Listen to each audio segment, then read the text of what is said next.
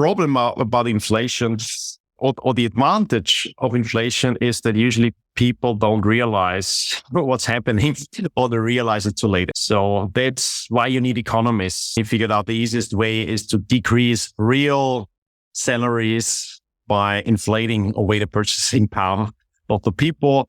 Economics unites and politics separates us. And I think that's really one of the best ways to express it. And you will see that with any politicians who is pro-Bitcoin, people will be put off Bitcoin because they dislike the politician. And that's really the big issue with politics.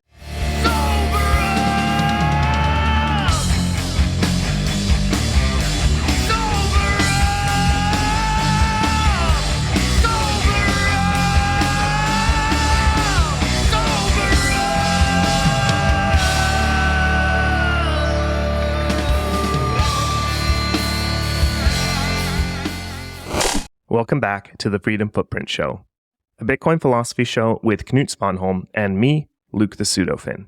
Today, we're joined by Rahim Taghizadegan, the last Austrian economist in the Austrian School. He's written more than a dozen books and is the founder of the private university Scholarium in Vienna, where the Austrian School is kept alive in its original spirit. In our conversation, among other things, we discuss the history of Austrian economics, why Keynesian economics is a scam, and of course, the role of Bitcoin in enabling a future based on real trust. Get ready for this great episode, but before we start, we'd like to quickly remind you that the best way to support the show is to send us a boost or stream us some sats on a value for value podcasting app like Fountain. If you're listening to this show as a podcast, check out Fountain if you haven't already. You can earn sats by listening to podcasts, and you can support your favorite shows through value for value. If you're watching on YouTube, don't forget to like, subscribe to the channel, and turn on notifications so you never miss a weekly episode. And finally, we'd like to thank our sponsors, Orange Pill app, Wasabi Wallet, and Consensus Network. All their information is in the description, and we'll be talking a little more about them later. And so, without further ado, Rahim Taghizadegan on the Freedom Footprint Show. Okay, welcome to the Freedom Footprint Show. Today, we've got Rahim Taghizadegan. I knew I was going to screw this up, so we're just going to keep on running. Taghizadegan. Yeah. Oh, perfect. Well done. Perfect. I think we'll probably even just leave that in. I did it. Rahim, welcome to the show. Thanks for joining us. And Knut is just back from Miami as well, so I think we've got quite a few things to discuss together for that. Yeah, welcome. A very warm welcome to you, Rahim. As our viewers might know, Rahim wrote the foreword for the Praxeology Book.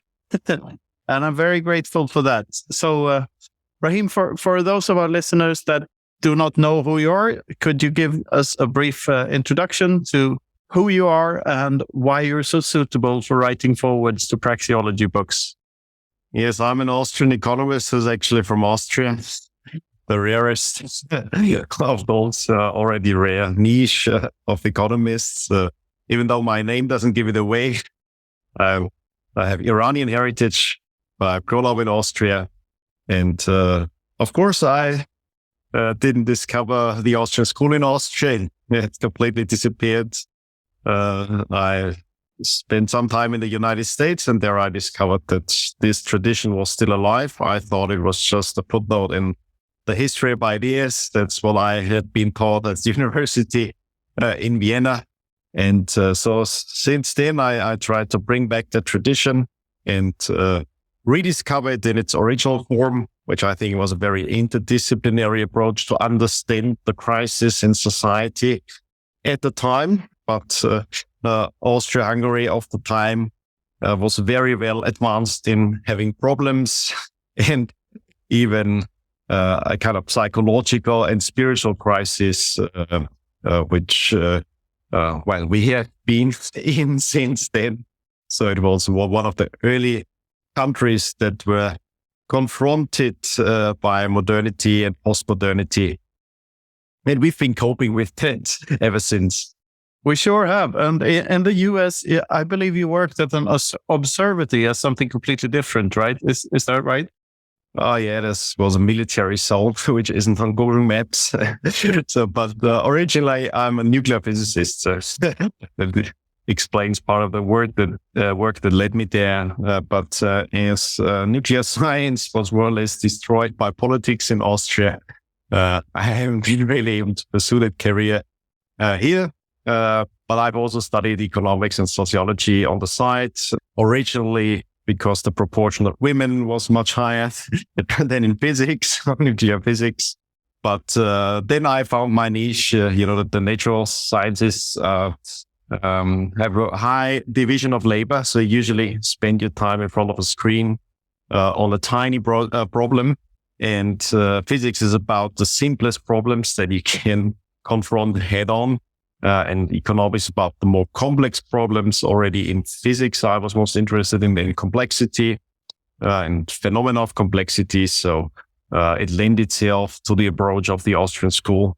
And I thought the lever is much more important that you have for fixing economics in society than fixing the minuscule problems you have in physics nowadays. Nice. That's that's a pretty good CV for your brain, I'd guess. And well, I recently read your book, Austrian School for Investors, that was a really fascinating book. I thought you described the problems of the world very eloquently, and I'm very happy that you wrote the foreword for my little Praxeology book here, and I hope that we can get more people to recognize this school of thought as something real, because I know you agree with me on this. This is just about as real as it gets in the social sciences. I would say that all the other social sciences are merely opinions, and praxeology is really what it's all about, the science of human action. So can you give us the TLDR, like your take on the most common misconceptions about economics that people have in the world today? Yeah, it's already the term economics. That's why Mises went for praxeology. The term itself lends some misconceptions. And one of the misconceptions is that there's really a discipline that you can discern and separate from other disciplines, and it's about homo economicus, or the economic behavior of human beings, and it's never really explained how you can tell that the behavior is economic. It's supposed to be somehow related to money, but then economics doesn't really deal with it. So it's quite a superficial approach to the material and materialistic sides of our existence. But it's one misconception. The second misconception, of course, is that a scientific discipline, like in natural sciences, where we have a division of labor between disciplines, and you increase the complexity of your models until you can say almost everything about nothing, a very tiny part of existence, and you try to copy the natural sciences in the success story of engineering, being more and more precise, and trying to say more and more about a tiny, minuscule proportion of our existence. Does make sense? And a third misconception maybe is, which also draws a lot of interest into economics, and that's why I wrote the Austrian School for Investors, is of course that there is some science behind getting more money. And that's what practical economics could be about, like getting a scientific crystal ball and outperforming everyone else in this kind of rat race that we're all in or supposed to be in speculation. So it's also a very superficial approach to our distorted financial markets of our days, and trying to use that scientific looking and sounding expertise in a way to scam people. I'd say that's largely a large part of practical economics, using expertise. Like we have already had the case where we had Nobel laureates use the expertise to scam people into a fund, which was one of the biggest failures in the history of financial markets. And so I'd say those are some of the misconceptions we have an approach in economics, and they are so severe that it's really worth considering changing the term or abandoning the discipline altogether. Probably the world would be better without economists or economics, because there's so much bad economics out there. Would you call every finance minister in the world a scammer, or at least a product of a scam? Probably yes. Of course, there's an immoral side to ministers of finance. Then they become more economic or had more interest in economics. That was mercantilism and an absolutist mercantilism. And absolutist mercantilism, one of the most famous ministers of finance, can be expressed in his expression, which was, my art is in trying to fleece the goose with the least hissing possible. So, and of course, if that's not a scam, I don't know what is. It's like, get as much money as possible out of your population, because it's your task. In absolutist mercantilism, you run the economy like a household, like the big household of the prince or king or emperor.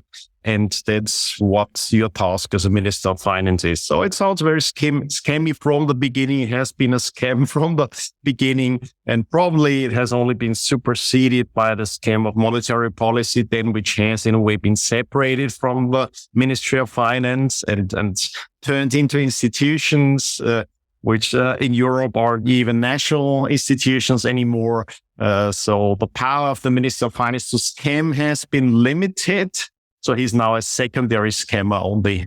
And of course, he has to collude with the biggest scam of our time, which is the monetizing the debt assets of the state, which has been a very important innovation for the scam that the modern state is. The Minister of Finance still plays a part, but it's a very secondary part. So how is it in your mind? Why did the ideas of John Maynard Keynes and that inflation was good in every sense of the word, how did they become so popular? Is it because it plays right into the hand of the state, or why is it that Keynesianism became so popular? Oh, Keynes was a very clever guy, and he realized something. Not only that inflation is good, I mean, he wasn't that straightforward. Inflation is always good. The problem about inflation, or the advantage of inflation, is that usually people don't realize what's happening, or they realize it too late. And that was the big insight of Keynes. He figured out if you got to decrease the salaries, in particular in the British economy of the time, we had politically inflated salaries, which really harmed the competitiveness of the British economy. And then Keynes figured out where you can fight with the unions and the workers and make them feel bad, and they won't vote for you anymore. So that's why you need economists. They can figure out a way that people don't perceive. They don't hiss that much. So that's there again, this original insight in economics or economics. The goose for the geese that are hissing. And he figured out the easiest way is to decrease real salaries by inflating away the purchasing power of the people. So the unions don't realize what's happening, or they realize it too late. Of course, it's only after the fact that they then demand, of course, that the salaries are increased, but they're always a step behind. And in that way, you can increase the spectrum of what's possible in politics. And that's how Keynes perceived it. So that's a tool. It's one of the most important tools. And that's why it has been universally used in history. I mean, there are very few exceptions to that one general rule that inflation is one of the most important tools in the toolkit of politics. If politics is somehow the extraction of wealth out of the population. And of course, there's a whole science behind that. It's called the economics of the stationary bandit. Because plundering always has a downside. People run away, they hide their wealth. So by becoming a stationary bandit and somehow arrange yourself with extracting as much as possible with the least hissing possible, again, from the population, you got to figure out your stuff, and you need clever people, and you're going to hire the best. And that, of course, opens up a huge job market for clever economists.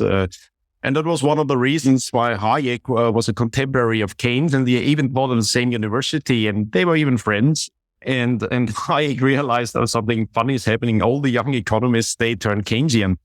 And I'd say it's not because it's more convincing. It's really they figured out, wow, that's the way to go. That's the future. And they were absolutely right. That's how you get a job afterwards. And that's why you're at university in the beginning, right? One of my favorite Hayek ideas from Hayek is that money should be I think you touched on this in the book, that money should really have been an adjective and not a noun always. So every good is money. It just has different levels of moneyness to it, because you can exchange every good for another good. And money is just a good that is very useful for that single purpose. It has other characteristics as well, but really, money should have been an adjective and not a noun, and I can totally subscribe to that. What are your thoughts on that? Oh, that's a very profound insight. It has been missed by most economists. And if you look at economic history and the history of money, you figure out that most of the mistakes come from that. People are looking for an objective thing, and then they, of course, they encounter all the paradoxes, and they can't really figure out what's going on, and that leads all to these misconceptions. And I think it's also one of the important insights you need to have to understand Bitcoin, to understand something emerging, something changing, different levels of moneyness. Like most economists, they look at the textbook definition as like the universal medium of exchange, and they look at Bitcoin and say, oh, it's not universal. And they've been saying that for the whole time. And it's crazy. Like they're saying the same thing that they said 10 years ago. It's just they don't realize that you can't define it by the end result. You got to look at the process. That is how many, of course, perceive money as a dynamic approach of the Austrian School. We got to figure out how things change, not how they are in the end. Because if things are static as in economic textbooks, then of course it's a dead society. That's a downfall. That's a dark age if everything is static. But of course, it's also related to how economics is taught within the context of the university. I've been teaching university for a long time now, and I've realized the thing that you have to teach usually is like 15 years ago, you would have to present the curriculum to then be certified and to then have the right textbooks available and to figure out what kind of hours the students have to take and which exams to take. So it's about 10 to 15 years between what you think you got to teach and what you will be teaching in the end. And some of it is like fallacies that are hundreds of years old because you just didn't really have, no one pushed you to change them. And usually you're going to discuss with colleagues what may be wrong in their classes. It's just how many hours do you get to teach what and how many ECTS points you get for teaching the same thing, the same standardized things that you can print textbooks for. That's a sad state of affairs there. Funny you should use the word emergence, because it makes me think of like some view Bitcoin as a religion and Satoshi as this messianic figure, and it fits very well into creationism because it was actually created by some guy who may or may not be messianic. That may also be an adjective, by the way. But what Bitcoin is now, and like for me, Bitcoin was discovered. I discovered it when the Bitcoin Cash fork happened, and it emerged out of something simpler. It was a complex system that emerged out of simpler rules. So what are your views on that? How do you view Bitcoin today, and has it changed over the years? That's one of the most profound insights by Menger. It's actually the most important phenomena, emergent phenomena. And it's very close to what us physicists have discovered in complex phenomena, that we have emergent complexity. And then even with things that seem like obviously they've been created by people, like code, someone must have written the original code of Bitcoin and it's still rewritten and changed and updated. And of course, someone has come up with the words we've used. But Menger realized even those man-made things in the context still can be discoveries, because it's not about the objective character of a word, not the precise amount of letters that someone may have been first to propose it, but it's how we use it and how we discover its usefulness and its meaning by communicating with other people. And without communication, the words will be senseless and without meaning. And the same with money. It's an institution that's for cooperation. So it always has this kind of intersubjectivity. It can't be just one thing that you can cut off from these relations. It's a relation in itself. And that's a very important insight. And it lends itself to a lot of social phenomena. And that's why there's a link between Menger's approach and the Scottish Enlightenment. Menger referred to Ferguson, for example, who had that insight that a lot of our institutions are actually not of human design, but emerge out of our choices, but somehow unconsciously emerge out of our choices, which are not arbitrary in a sense, but we have to figure out in this intersubjective cooperation how other people react to what we do, what we propose, and what works out. And that's a totally different set of phenomena compared to the simple ones where you can create something, design something, or write down something, and then it's as it is, and it's as it is for a long time. Yeah, that's one of the reasons that I love praxeology so much, because it can very clearly show you, like, for instance, if I always use the same example here, but if you have an apple tree farmer who has one apple tree, and he can keep all of his profits, and he can afford a second tree the next year, he can double his business and thereby satisfy the double amount of customers, more needs satisfied, and he can then have 4 apple trees the third year and 8 the fourth year, and so on and so forth, and exponentially expand his business to meet more needs for more people. Well, there's an S shape there on the exponential curve at some point, but still, this rapid growth and exponentially better for everyone scenario can simply be taken away by a 50% tax rate, which would deprive him of the second tree every single year. So yeah, I really like that approach, because it explains, as you say, like it explains change in society and what will lead to what, and just not static things. But it's a very nice way of showing you why you can't just think linearly about these things. Why this is, what's the example, Rothbard used? When you throw a stone into a lake, you can very easily calculate how long it will take for the stone to reach the bottom. But if you throw a man into a lake, he can choose to swim in each direction. There's 360 degrees to swim, and he can choose to just lay still and sink like a stone. But the choice is always present in human action, right? Yes, there's also profound uncertainty because, and it's a positive thing. It seems negative to most people because we can we make mistakes. But the positive thing is we can learn from that. And of course, most learning comes from failure. It's from trying things out that don't work out, but we can learn from that and try something else, which may eventually work. And that's how the progress of the human race has happened and how we've reached ever higher levels of our potential. Today's show is brought to you by our sponsors. First up, Orange Pill app. Stack friends who stack sats. Meet like-minded Bitcoiners near you and speed up hyper-Bitcoinization with Orange Pill app. Bitcoin isn't an online-only phenomenon, and Orange Pill app helps facilitate the social layer, connecting Bitcoiners in their local area.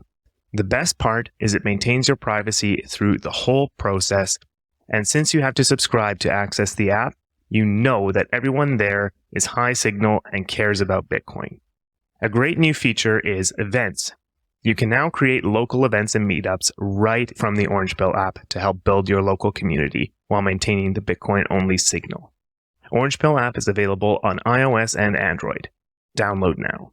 Next up, Wasabi Wallet, an open-source, non-custodial desktop Bitcoin wallet that is trustless, easy to use, and affordable. It has CoinJoin built in to facilitate your privacy. Every Bitcoin transaction leaves a clear footprint, but with Wasabi, You can make sure that others can't track your steps and threaten your sovereignty. Just send your coins to Wasabi, wait, and your coins will be private on the other end. It's open source, trustless by design, and non-custodial. You have full control over your keys. Check it out now at wasabiwallet.io. Double check that link. That's wasabiwallet.io.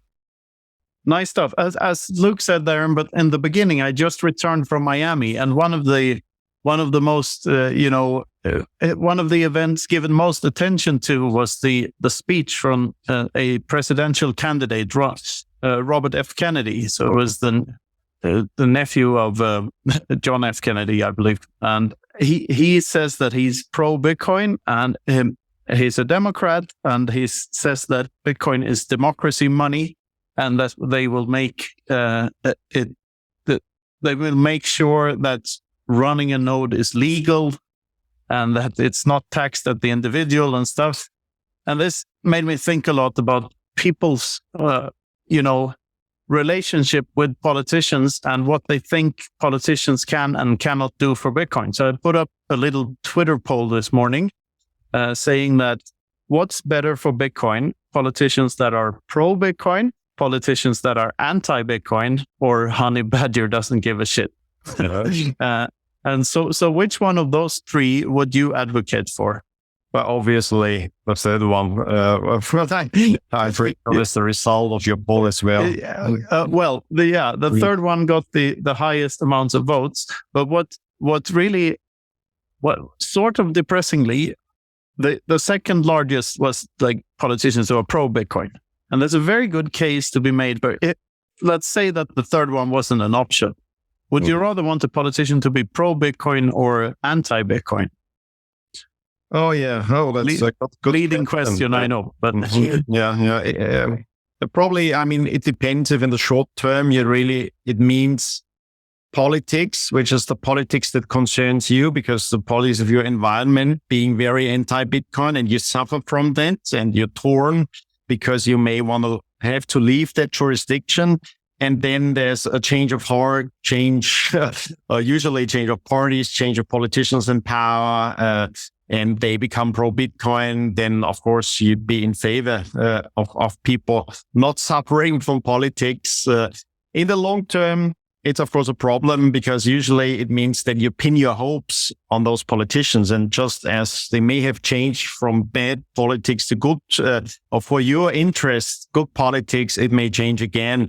And that's the terrible issue at heart and the problem at heart. And there's another problem, of course, if we look too much at politics, and don't look at it as if it's outside of our sphere of influences, like a natural catastrophe that we can watch and observe and learn from it. Hopefully, I love that framing. That's what it is.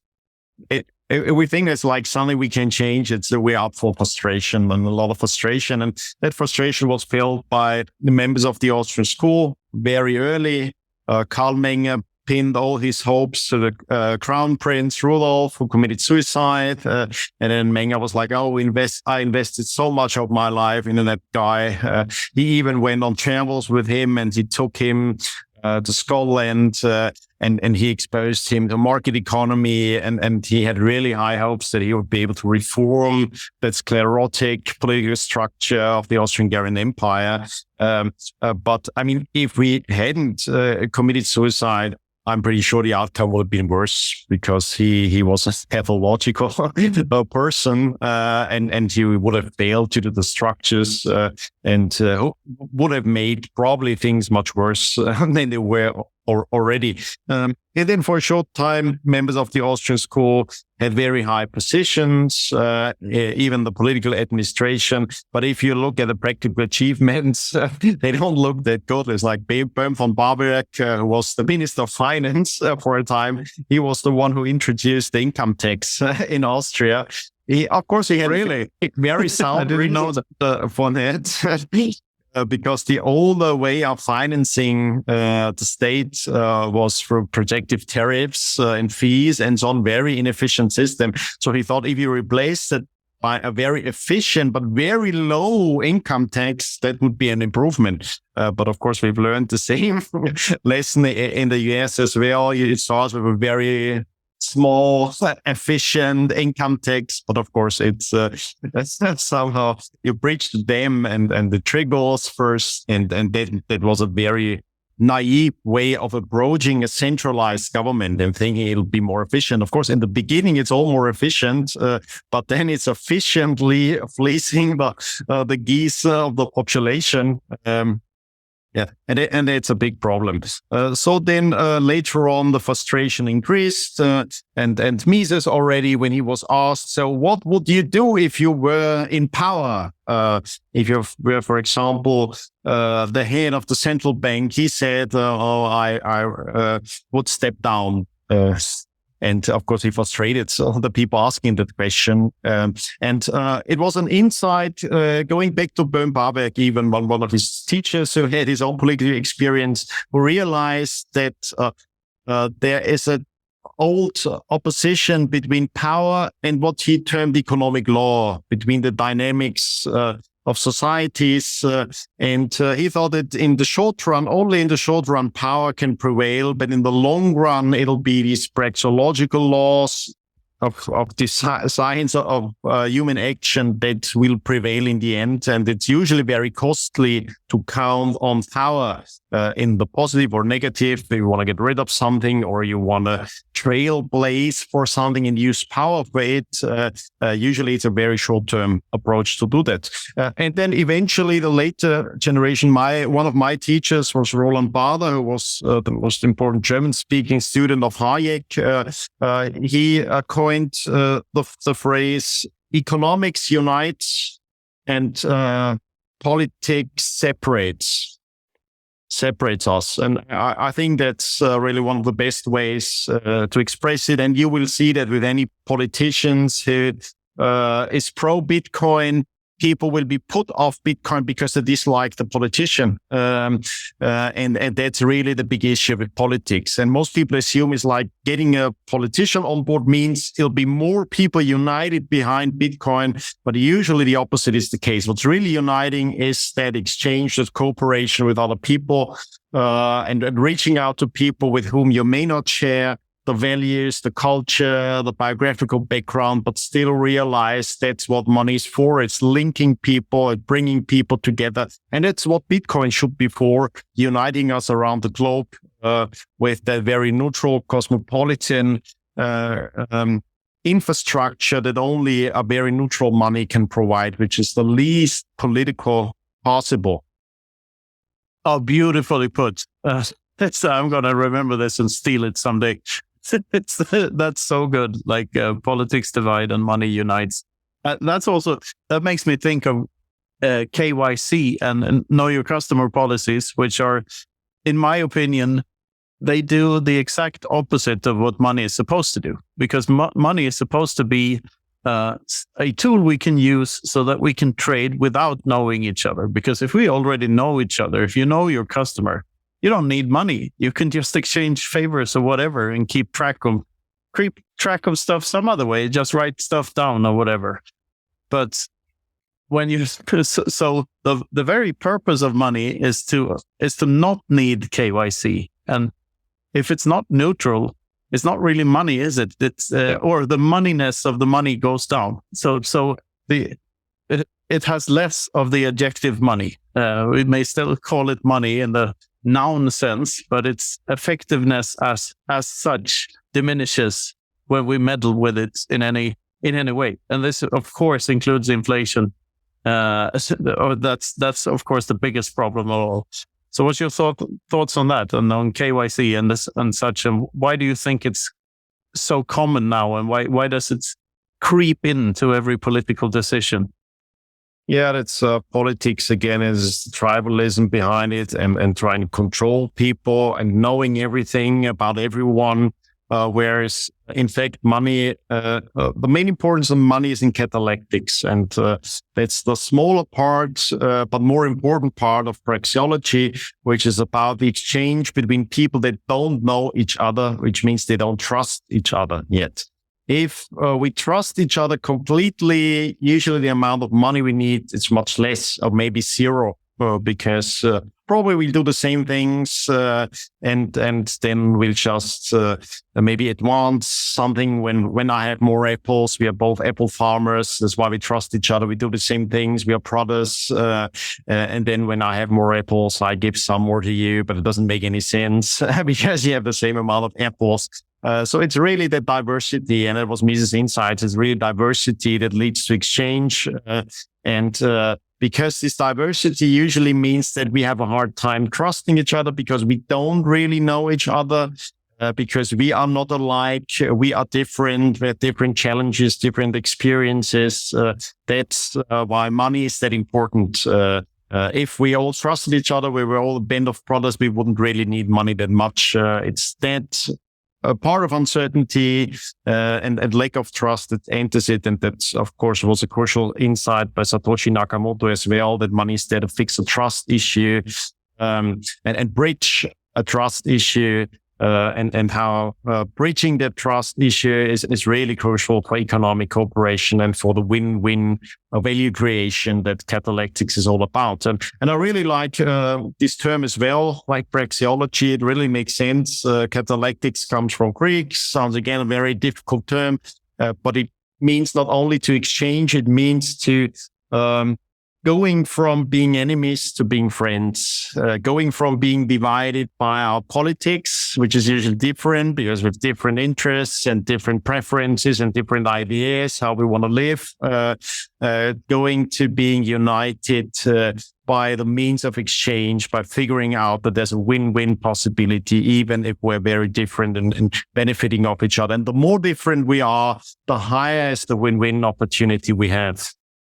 Yeah, this is one of the crucial points that left-wingers leave out all the time, that the more different we are, the more we have to gain from one another, even if one person is better at everything and the other is worse at everything because of Ricardo's law.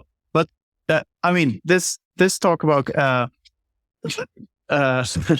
it leads me to one of my favorite parts of the rabbit hole that I'm trying to figure out. And I think this is if it's true, it's pretty profound, because I have a feeling that this don't trust, verify attitude that underpins Bitcoin leads us to a world in which we can trust each other more, because our reputational capital matters more. Because on a Bitcoin standard, you've heard me talking about this before, how all Bitcoiners are incentivized to help one another because we all want to see the value of Bitcoin go up. And also we adopt a lower time preference because of the deflationary nature of the asset, if you can call it an asset. And I think, ironically, that leads to everyone in Bitcoin trusting other Bitcoiners to a higher extent. And as you just said, the need for money goes down when we trust each other more. Mm-hmm. So I view this is the real scaling solution then to Bitcoin. It's not the Lightning Network, but it's the fact that we will need money less and less. Fewer transactions will take place. So do you think there's some truth to that? My favorite example is if you have 10 poor people eating lunch for 10 days, they each buy a pack of noodles. So they make 100 microtransactions, 10 times 10. If there's 10 wealthy people going out having lunch, they're all friends and they go to a restaurant every day and someone always picks up the bill. So there are 10 transactions and not 100. Do you think something like this could play out as everyone gets, wealthier or less materialistic, at least on a Bitcoin standard? Yes, I agree that probably the circular economies of small trust networks of Bitcoiners, that will really be the thing that scales the users, bringing in more people and different users. And then I'm not sure you need less. Probably, it could be that within those networks you have less payments, but then it'd be more important to invest part of it to find out new links to different parts of on the globe and different parts in time, like linking the future and linking different places. And maybe different layers then of money. So I'd agree. I don't think it's like increasing payments within the circular economy of small trusted networks. That's not really the thing where we have the main need and the main adoption happening. And the second thing I want to agree with, it was the expectation already very early that, of course, because the Catallactics, because the economy of people that don't know each other and don't really trust each other and are very far from each other geographically and in values and cultures and so on, would lead to trust issues and incentive problems, so that even the leading German economists at the time of the Austrian School thought in terms of, you can't really trust the entrepreneur and certainly not the merchant because he always want to take advantage of you. And the whole of economics is basically a Jewish or British plot to take advantage of you. Whereas real German economics is about the hero. It's like the really moral, virtuous person here. And it was all bullshit. And it wasn't only theoretical bullshit, because those heroes, of course, turned out to be the worst people possible as it turned to politics. It was also empirically nonsense, because what you could see early on, that it was exactly in these trader merchant networks that you had a very high trust within these networks happening, because then, of course, it becomes important. The trust becomes economically important. You have leverage, because it's very easy to lose trust, very difficult to build up trust over time. In particular, if you are not just dealing with nepotism, with like people that have to trust you anyway, or say they have to trust you, you can force them by social pressure because they're part of your family. They're really your brothers, or in a sense, part of your tribe. And that's, of course, what we see. They'll turn a blind eye, usually, to their tribal affiliates, which doesn't happen if, as a foreigner, if potentially a Jew in Germany, you want to do business, you have to do good business, you have to be honorable merchant, you have to provide value over time. And that leads, of course, to the incentives, because there's so much more in win-win than in win-lose. It's unlimited potential. And trust there has a much higher level, and that's what we have been able to observe empirically, that merchants were not the people taking advantage of others in a larger scale. It's actually then being able to trust each other much more, going through the experience of markets. So in a sense, those markets were civilizing institutions, and commerce turned out to be civilizing institutions, much against the expectations of all the intellectuals. And they still haven't taken home that lesson. No, because they would be biting in the hand that feeds them if they did, right? Exactly. Speaking of Catallactics, maybe it's good to explain to the listeners the difference between biological competition and Catallactic competition. And basically, biological competition is winner takes all, law of the jungle, violent competition. And Catallactic competition is free market competition, in which everyone wins theoretically. And we only need theoretically, because we know we have no use for empiricism in human action. I have an idea about Bitcoin enabling something like hyper catallactics, or whatever you might call it, just because of this, that we're all incentivized to help one another, since that will increase the value of the money we use in just getting more attention to it and more people adopting it, since the supply is capped and that people will lose their Satoshis over time. Inevitably, we have a deflationary money. And is there a way for like this to be like super catallactics, where we are not only incentivized to engage in catallactic competition, but that companies are also incentivized to, instead of compete with one another, help one another at every stage, and like enable even more cooperation than before?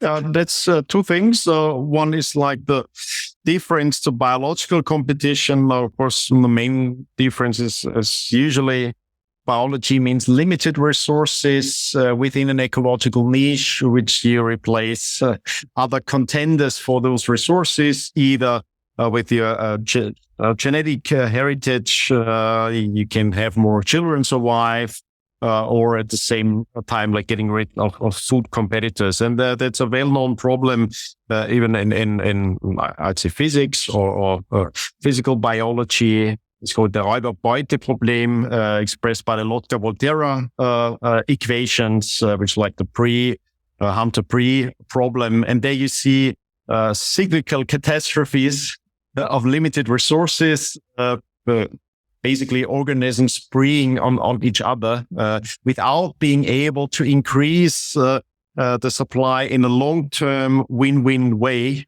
because each one is the prey of the other organism. Whereas the kind of economic competition, of course, is not a zero sum, it's a positive sum competition. And that we can see empirically, that you would expect that entrepreneurs or merchants, if they see other merchants within a similar or same industry collocating, that they be like fierce and defensive, but it's quite the opposite. They are happy for more contenders. You can also already see that very early if in the same street or the bazaar is usually a collocation, increased density of competitors. And they like that because it provides more value to customers. So more customers come because they know there are more merchants specializing in the same thing.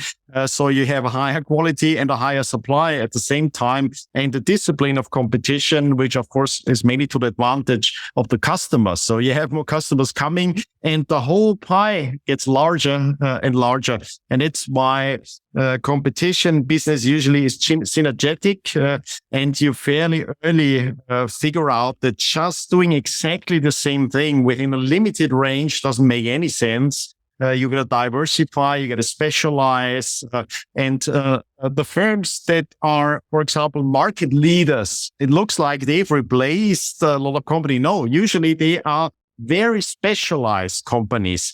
They do something that most people have no clue about, and those are very important companies for a German and Austrian economy of our days, and usually most of the European economies. They very much depend in their wealth on global market leaders, which are called the hidden champions. They are hidden because no one has a clue what they are producing. They are usually a business-to-business specialized tool makers and providers of productive tools and capital goods.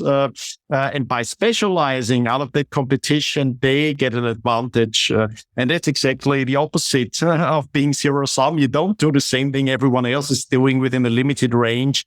You do something that improves what others are doing because you're providing the capital goods that other entrepreneurs are using to provide ever more and ever increasing value to others. So it's a completely different pattern, and all the likeness of like kind of Darwinist survival of the fittest in the market don't make any sense. And that has been discovered fairly early. Of course, there's the same evolutionary pattern and this change and the very important insights by Darwin that we can use as analogies, but it's a very different process in the morality and in the synergetics and in the outcome.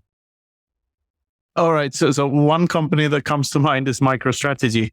As one of those hidden players that has a lot of success, but nobody really knows what they do. Yeah. Anyway, Luke, maybe you have a question or two for Rahim.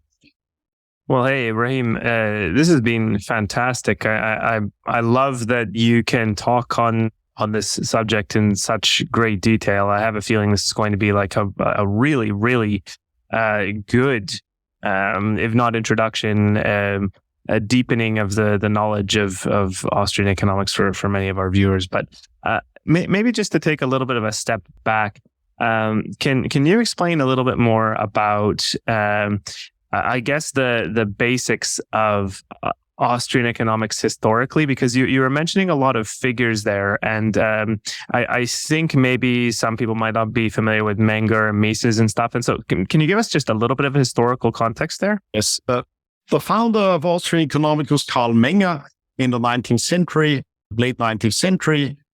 He originally, I'd say, was a media entrepreneur. So he started newspapers, he wrote for newspapers, he even wrote literature. in what at the time was very popular as a kind of serialized novel, printing newspapers. And he was selected as a tutor of the Crown Prince.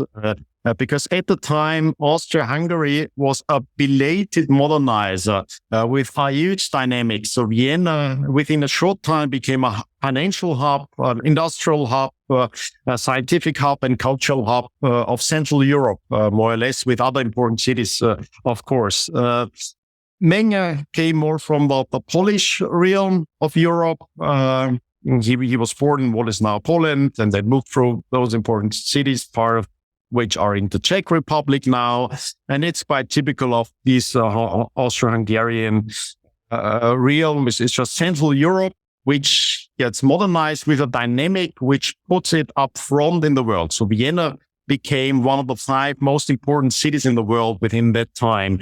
And even in politics, they realized, okay, we got to cope with that. So they became a bit open, at least to understanding the modern dynamics. And of course, they realized that they need the money that this wealth provides and the credits that those bankers and industrialists could provide. So that led to Menger and then his students being really important for a very short time for that empire, and it led to a high prestige for them. Karl Menger was at a very young age, became a full professor at university, but his main importance, he was not a mainstream academic. He didn't really have an academic career. It was more of an entrepreneurial background.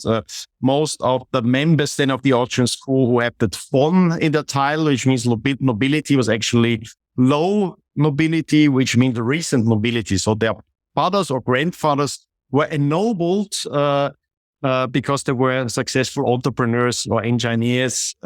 And of course, the tumbling structure realized we got to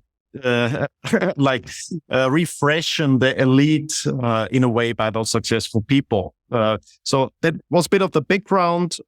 And then most of Austrian economics from them was outside academia. It was only the second generation. We were still at the prestige and then at academia. As in politics, usually it's the people that got the jobs that we have forgotten since then, that were unimportant, that were just running along, functionaries. And Mises never got a full professorship. Now Mises is the 3rd generation of the Austrian School.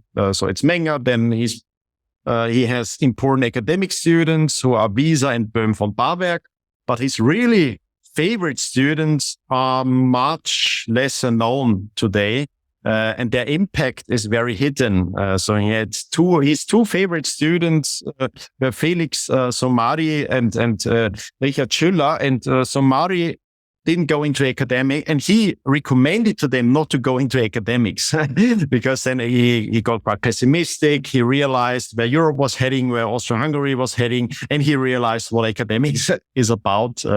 So he recommended them to go into practical fields. And on one entered banking, and he turned out to be one of the most prophetic people within the financial profession. He was one of the founders of Swiss private banking.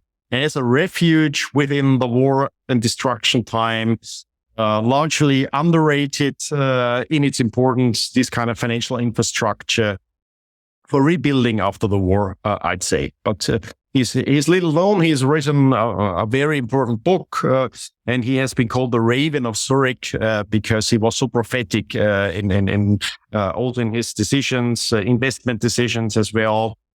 And the other one was in politics and diplomacy and all the work behind the curtains. So he realized it's not really the front people in politics that count. It's trying to bring together different interests behind the curtains of diplomacy. And he was crucial in rebuilding those links after the Great Wars and somehow saving civilization in a sense. And so from the beginning, I'd say the main heritage of this Austrian school really was hidden, and it was more in the salon and the circles and the coffee houses and in practical enterprises.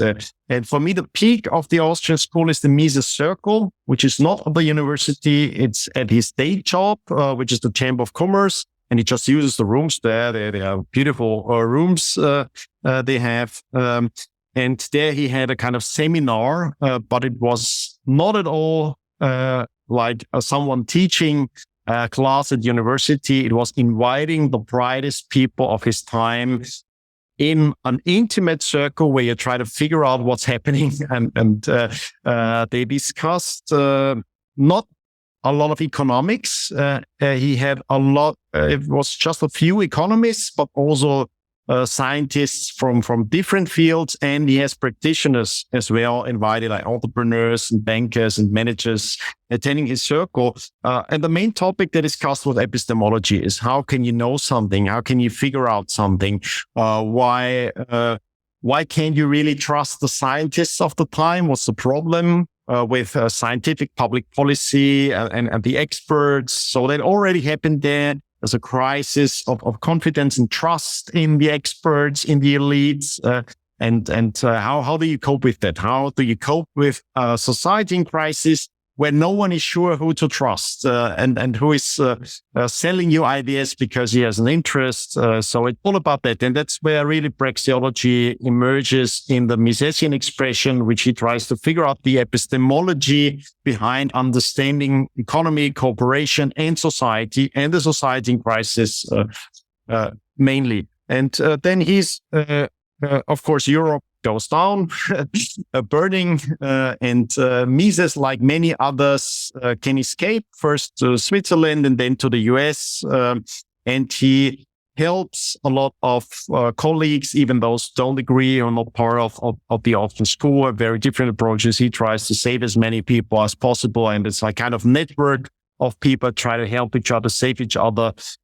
And then Mises reestablishes himself in the US, and that's how the Austrian School becomes the Austrian School as we know it today, which is very little known in Austria, safe from my work. And it's mainly a US phenomenon is how it survives in the US. And Mises there teaches a seminar, never gets a full professorship, has a seminar, and his two most important students are Hayek, who also spends time in the US and the UK, then goes back to Austria. It was a big mistake going back there.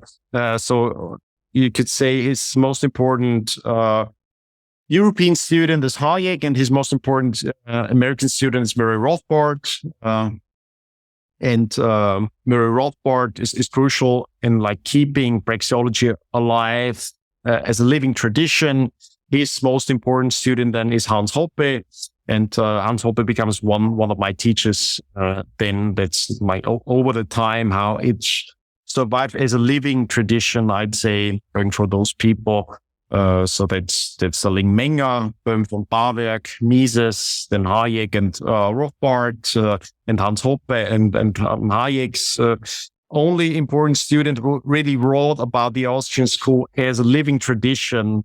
And who didn't become a Keynesian, was an entrepreneur, was a German entrepreneur called Roland Bader, but he's not very well known outside of the German-speaking world.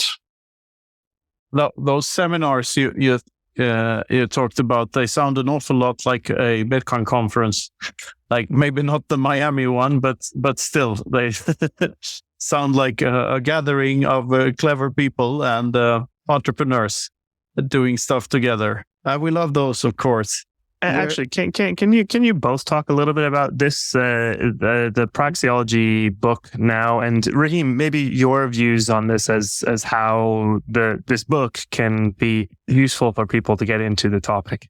Good idea. Yeah. What's interesting is that in the early days, it was mainly people going from Austrian School of Economics to discovering Bitcoin. And now it's the other way around. It's like people are into Bitcoin and then are interested in the economics behind it and that discover the Austrian School of Economics. So that has changed around a lot.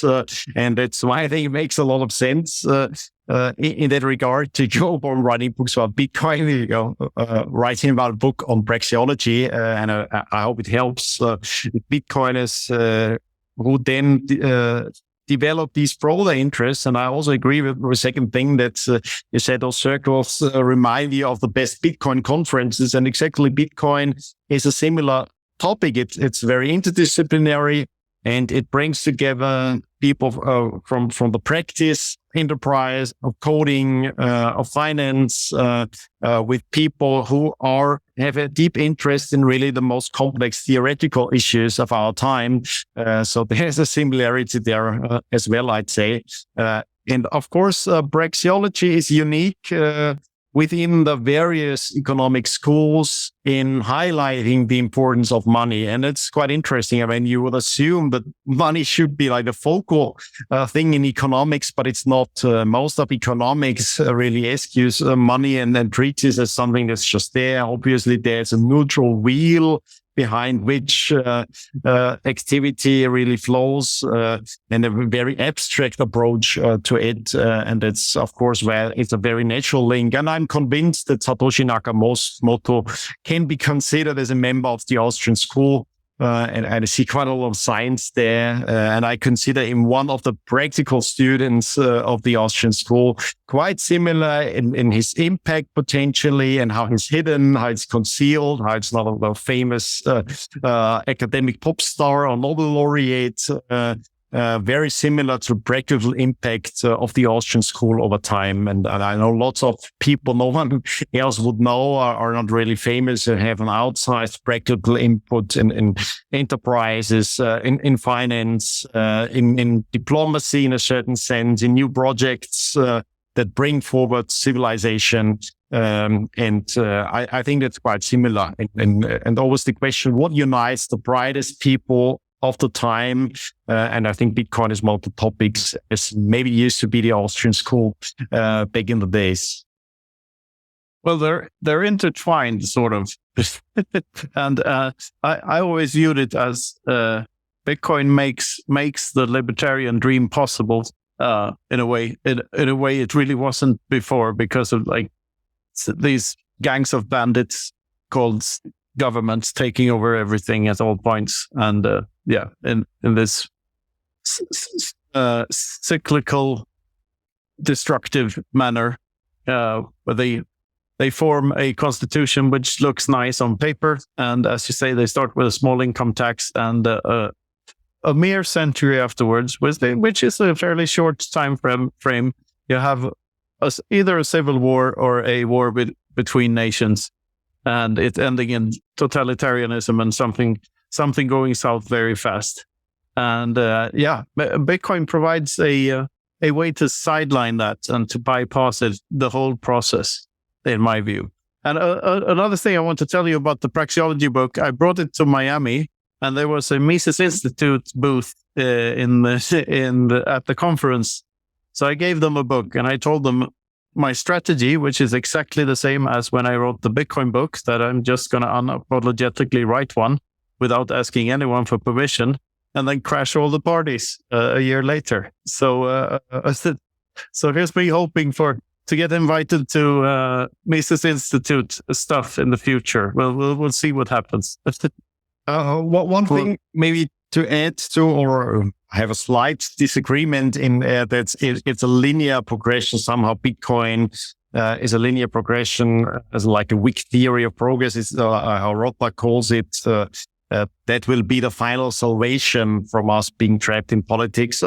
I see it's more a constant ringing and fight between the centralizing, controlling tendencies. And of course, we've seen in the past positive developments, very positive developments, not linear. Usually after very good times, hard times follow. But we've seen a similar impact of a kind of monetary infrastructure. And we've seen it in the trade networks, which of course needed a kind of monetary infrastructure, which allowed them to escape the grasp of politics and the plunderers.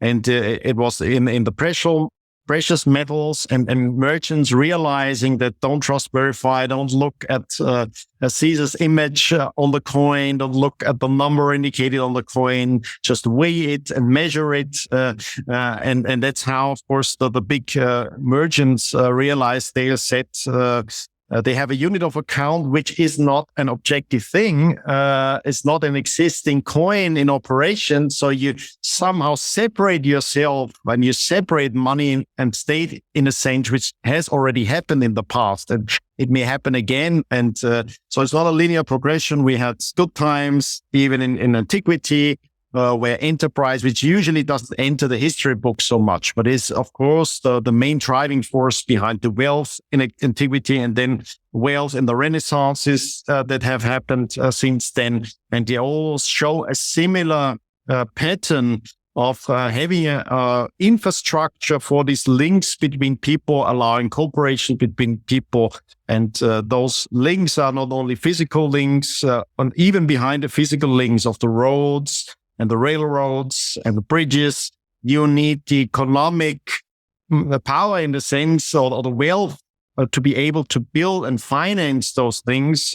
And usually it's not the road being there and then the trade happening. It's the trade there, which makes a road or ships or other connections possible. This kind of trade only happens because people figured out an infrastructure that's not dependent on fiat. Yeah, I absolutely agree. Maybe a bit of a misunderstanding there, but this is why I think that it's politicians that are against Bitcoin are probably even better for Bitcoin than the ones that are pro, because it makes us keep on edge keeps us on the edge of our seats, and we realize that we have to fight for this continuously. It's not, I think it was Reagan who said that the fight for freedom is something that every generation will have to experience, because as soon as we get complacent, we get eaten by the bigger fish. And that's what we want to avoid with this thing. And just like weighing gold, we need to verify our Bitcoins that they are actually there, in order for them to have any usefulness at all, as a tool for freedom. Yeah, but I thought some slight disagreement. Yeah. Very good. Yeah, it's good for disagreement. Is good for conversation, and it's a trade. Like, if conversation is trade, in my opinion. Like, we trade information with one another, and some of it is me finding it valuable to say something to you, and also to find it even more, to find it valuable to listen to you, and vice versa, hopefully. And maybe let me hit something else, the second part. Sure. Before, of course, quite surprising. I think it was the first year that the Mises Institute had a stall, and I think it has turned out to be one of the most important institutions for the survival of the Austrian School of Economics. So I think it was one of the best, which didn't seem obvious in the beginning. And most academics still are quite skeptical about the Mises Institute, because their strategy was not at all academic. It was, in a sense, populist. It's like spreading the works. And even within this part of the Austrian school, so even though the academics with a lesser reputation and more open to popular understanding, they have turned out to be surprisingly skeptical about Bitcoin. Of course, me in the beginning, I was also quite skeptical, but it's sometimes surprising how long it takes for some to learn. And most academic economists of the Austrian school still haven't understood Bitcoin. I mean, it's one thing to be skeptical, but if you don't change your arguments over 10 years, I think it's sad. And I think it comes from the structure. So even if you are fond of praxeology, but you're within that structure, which turns into a zero-sum game, it's like you got to protect some ideas because that's your intellectual capital, and you got to ask permissions, and you got to figure out with whom am I on the board or not, and how does it taint my reputation that I got to use, and things like that. It becomes problematic, and then that it gets very different from the marketplace. And it has been quite a surprise to me that even though Austrian School of Economics and Bitcoin are such obvious allies and linked and overlapping fields, in a sense, the love and attraction has not been mutual. Yeah, this is so funny, because this is something that is very present within the Bitcoin community itself. as well. There's a lot of infighting in groups within even subgroups of Bitcoiners that are bickering and arguing with one another instead of taking the bigger fight against the banks and the governments and whatnot. So and I noticed in Praxeology, that was one of my worries when I wrote a book about praxeology, that I'm going to get, because praxeologists, maybe it has something to do with their Germanic nature, but they're very meticulous about semantics, and that you use the correct terms and that you leave nothing to chance. So I try to do that as best as I can in the book, but I'm not really that kind of writer. I don't pretend to be Mises or Rothbard. I mean, these people were extremely eloquent with their words, and they chose them very carefully. So that's one of the risks I found with writing a praxeology book. But I'm not scared of getting the criticism for it, because I will learn something from it. Like every time someone calls me out on something where I'm wrong in my praxeological thinking, I love that, because I get to learn something. Yes. And Yes. The older you get, the rarer those experiences are. But still, I love being debunked. That's like one of the best feelings there is. And I think proper scientific thinking should embrace, the destruction of your own ideas by a better idea. That's the only way forward. So Yes. ideas thrive when challenged, not when if they're dogmatic, then we never get anywhere. And that's what we're trying to get away from here. That's the original meaning of the seminar, where it comes from and where it's got its influence on the academic world. It was the seminar at the University of Göttingen that introduced this very critical approach, which is a friendly adversarial approach, and which, of course, is part of the Salon tradition and the Mises circle and the Hayek circle is all about a friendly controversy. So you are friends, but because you are friends, you can call out each other and you don't repeat each other. You don't have to be polite. You have to be polite. And the whole concept of being polite comes, of course, from the court society. We are not friends. We are enemies, in fact, because politics is like in German, we say is like friend, enemy, and even versus party friend, because political parties is always like the intrigues of who gets front stage and so on. And it's the kind of bickering which is representative of politics as a divisive mechanism of zero-sum dynamics. So it's this friendly adversity, which I think is part of the scientific tradition. And for me, one of the most interesting and surprising experiences was I'd studied physics, and then a bit later I started studying economics and sociology, and I was very surprised that in physics it was still at the time when I studied, at least it was still when you called out the person in front and you said, "Oh, there's a mistake," you would say, "Oh, thank you, I missed something." That's and it was a friendly thing. And in economics, when I did the same, I said, I think that's wrong. I think that argument doesn't make sense, or can you explain it? It was not at all friendly. It was like shouting. I had shouting duels with the professors up front. They were really insecure. It seemed all about ideological principles. And it's kind of the zero-sum thing where if you say it's wrong, I lose reputation. And it's either you're right or I'm wrong. It's typically zero-sum thinking that you have there. So I totally agree. Yeah, I think this has to do with the hardness of the science. Like the hardest sciences, like logic and epistemology and mathematics and praxeology to a certain extent, that's where you get the most. That's where, real constructive criticism is welcomed the most. Where the further away you get from an actual proper science, I don't know what's like critical race theory or something, then you'll get shouted at instantly for rebelling against the current narrative.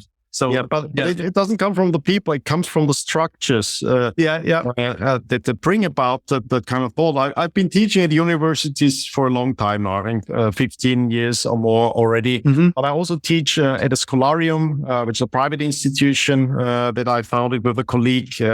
That's your Twitter handle, right? Scholarium. That's your Twitter handle. Yes, those are my Twitter handle, and it's only in German for now, but that's my base in Vienna. It's one of the largest libraries as well on the Austrian School, and it's a research and educational institution.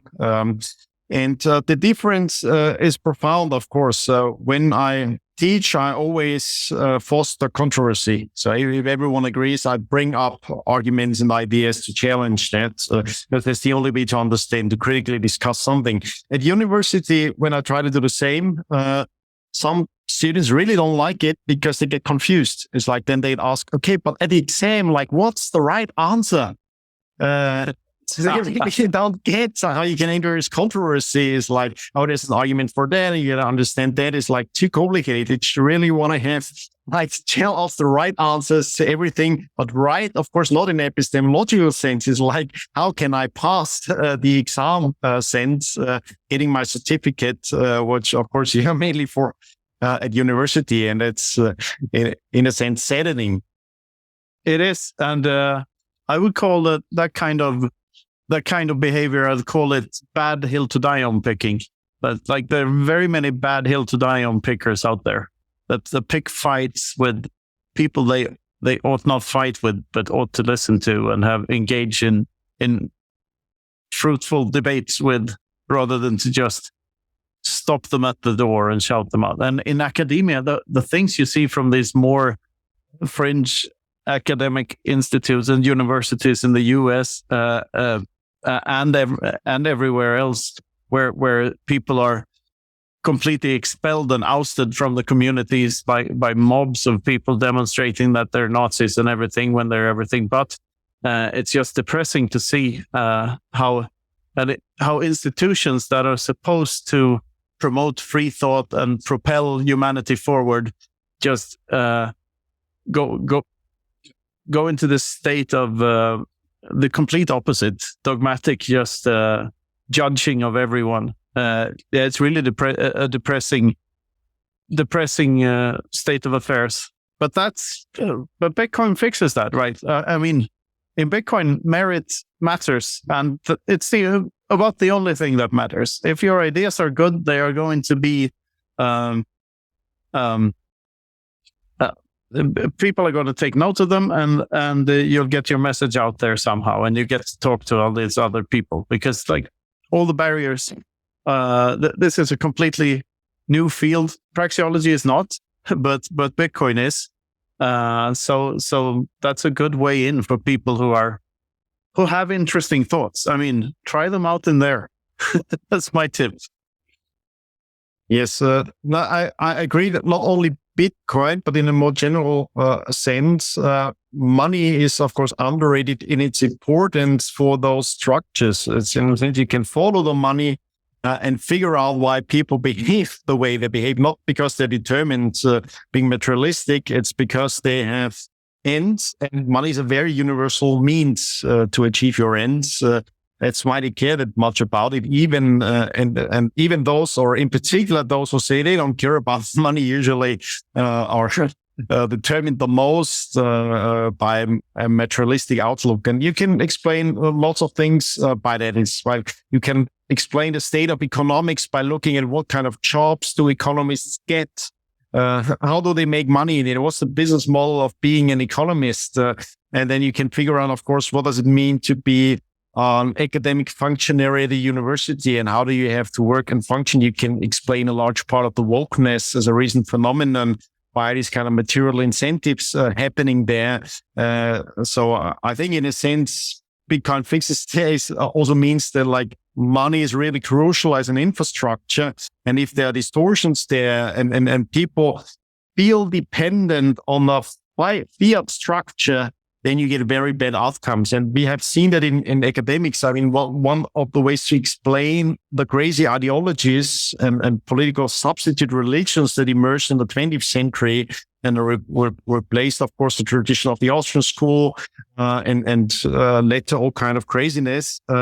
They emerged due to the top interests of academics. That's why German nationalism in its wild anti-Semitic radicalized way emerged in the Austro-Hungarian Empire in the parts where the academics had to compete with people of different languages, or were afraid they may have to compete. So a lot of scandals were about, would you need to use the Czech language in the Bohemian realms or not as a language of administration? And then, of course, it was about the zero-sum logic of me not getting a job because someone else gets it. And it explains a lot of craziness at the universities at the time. The show is also sponsored and produced by Consensus Network, the first Bitcoin-only publishing house. Consensus specializes in translations of Bitcoin books and also publishes original titles in English and many other languages. Check out bitcoinbook.shop or consensus.network to see everything Consensus has to offer. We're also always looking for new contributors, whether you have a book you want to publish, you want to help translate books into your native language, or you have some other way you want to get involved. So if you want to help spread the Bitcoin message, reach out to us by Twitter or email. Details are in the show notes. And finally, you can check out knutsvanholm.com for everything Knut, including some great Everything Divided by 21 Million merch and the Infinity Red limited edition wine. That's knutsvanholm.com for everything Knut. What else we're going to talk about? Luke, you have any more questions for Rahim? Maybe this is a good place to wrap it up. I was going to say, Rahim, the main thing I was wanted you to expand on was Scholarium. So I think since you covered that, that's great. So yeah, this might be a good place to stop. And if that's the case, can you tell our viewers and listeners a little bit more about how people can find you, and maybe also a little bit about your works, your books? Mm-hmm. Yeah, I've written more than a dozen books, but only a few have been translated to English and other languages, and also most of my work is in German. And the reason, of course, is that the Austrian School had disappeared in that part of the world and has become more of an American tradition and a global tradition. Still, and it's an important cultural part, and it's an important part of the world, and linking to this old Austrian School as a kind of, I call it a late Enlightenment tradition in Austria, not like the bad top-down Enlightenment that we've seen, but a kind of bottom-up Enlightenment, more akin to the Scottish Enlightenment. And I try to keep those traditions alive. And I've created an institution for that. I call it Scholarium. And of course, why I use complicated term, it's the connotation coming from the history of the university. University comes from Universitas Magistrorum et Scholarum, which is the community of the magistri, the teachers, and the scholars, the students. And my experience at university was that the main focus is on the certifiers now. These are the magistri, the title, the magister, of course, an academic title. So I wanted to focus on the university, the community of the people who want to learn. That's Scholarium comes from schole, which is leisure. And leisure means that you are not a slave, you are not dependent, you are in a sense free. And it's very much underrated how important money is for that. And that's why I like to saying that Bitcoin can be fuck you money. Excuse my English. That's French. Thanks. And it's really also this Austrian Enlightenment was driven by the wealth of people that were able to say no, that wouldn't need to become part of the feudal elite, part of the political system. One of the most important German-speaking philosophers, Wittgenstein, was a son of a steel magnate, a steel entrepreneur. And a lot of those people had the leisure. Of course, leisure, it doesn't say what use you make of it. You can do really bad things. And that's one of the challenges of wealth. But wealth allowed for culture as well due to that element of leisure. And that's why the link between money and culture, in the sense of exploring new heights of human creativity and potential, is that important. And the old university emerges in its more important tradition from Bologna and so on, from the merchant families and the young merchants who see a usefulness in increasing their linguistic and analytical capacities. And it was part of the Renaissance, of course. And it was originally in Bologna, it's really Emergence sons banding together, using the economies of scale of hiring the same teachers, which makes it more efficient, economic to them. And that's how scholarship was made possible by the wealth of merchants, and then demanded or provided its usefulness in being able to understand the complexity of global contracts and global dealings and the whole Catallactic complexity, of course, one of the most difficult sciences. Catallactic experience one. It's about the most complex problems we can face. We can really predict what's going on. We contend with trying to understand what has happened and how it changes and what emerges out of that. So that's an allusion to that old tradition. And in that sense, I'm a European. I take an interest in these historical links. I think it's crucial to understand where we're coming from and where traditions come from and what's good in traditions to be passed on. And I understand they have to be living and be brought to life. And that's what I try to do in my work, a bit to the detriment of reaching a larger audience. I don't think that's my task. I don't say it's best, but usually that's not the trade-off. I think change comes from tiny minorities. It's not elites, but it's in a sense functional elites. People figure out something before other people and then become a role model. That's why I think in that sense, knowledge is not a scaling issue. It's a passing on issue and a positive sum game of increasing that, being able to build on what others have built.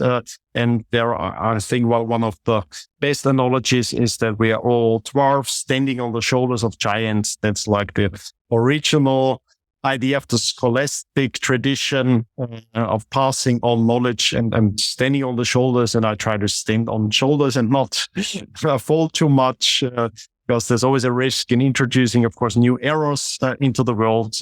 So that's I try by teaching and writing to always have the very critical and practical perception. So I want to understand day-to-day problems of people.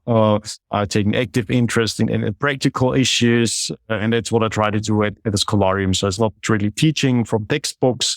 It's trying to figure out what's happening and looking at what other people have thought about similar problems in the past and looking from very, very different angles at it. And I don't think you can understand the Austrian School of Economics and its real importance of praxeology without looking at the other disciplines that feed into it, that enrich each other, like history, psychology, political sciences, even theology, and then maybe more importantly, the practice, merchants, entrepreneurs, investors, and the bridging these gulfs between the intellectuals and the doers. And usually we overrate a bit too much the intellectuals, in particular the prestigious intellectuals. And in economics, interestingly, if you look at it empirically, if you look at economists and the track record, and then you try to even correct for how well known they are, you figure out they have a really, really bad track record. It's better to roll the dice than follow the advice of economists. And the more you go for the better known economists and with the more academic credentials, the worse it gets. So there's even a negative correlation within the discipline. In that sense, it's useless. It's worse than useless as a scientific tradition if it's played out like that as one discipline, as discipline of social engineering, where know-it-alls model and predict what's going to happen. And I try to keep alive a very different approach to that. And I'm glad for everyone who joins that fighting, keeping alive, that very different approach to understanding society and cooperation. Yeah, I want to add one thing here so that I don't forget to talk to you about it in Prague. And that is that this Praxeology book is going to be turned into a course on Emergence app. Which is like a cross between Udemy and Substack, but powered by the Lightning Network. And the plan is to have it as a part of a master's degree course, a master's degree in self-sovereignty. So that's where fuck your money also comes in, of course, and how to run your own node, how to maybe start your own farm at a no man's land territory somewhere, and how to be self-sovereign. And maybe you'd like to contribute to that master's degree somehow and to do an even deeper praxeology dive. So we should talk about that in Prague. And I'm looking forward so much to meeting you there and to everything that's going on there. So thank you very much for coming on the show, Rahim, and see you in Prague in a couple of weeks. Thank you for having me. Looking forward to seeing you again. Yeah. The best from Vienna. Likewise. Thanks again, Rahim. And this has been the Freedom Footprint Show. Thanks for listening.